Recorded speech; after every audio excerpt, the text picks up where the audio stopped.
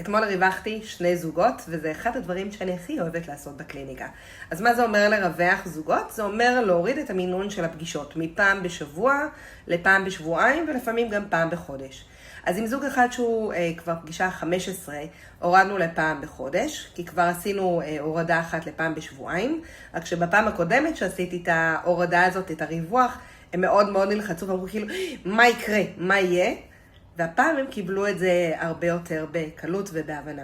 הזוג השני הוא בפגישה חמישית, רק פגישה חמישית, והרגשתי שהם לגמרי יכולים לקחת את האוויר ולהסתדר יותר לבד, וירדנו לפעם בשבועיים, וזה כיף כי זה אומר שהם עושים את העבודה, וזה כיף כי זה מראה שהם התקדמו, והם כבר לא נמצאים באותו מקום, וזה הכי מספק בשבילי לדעת שהצלחתי, שיש את ההשפעה ואני עוזרת להם.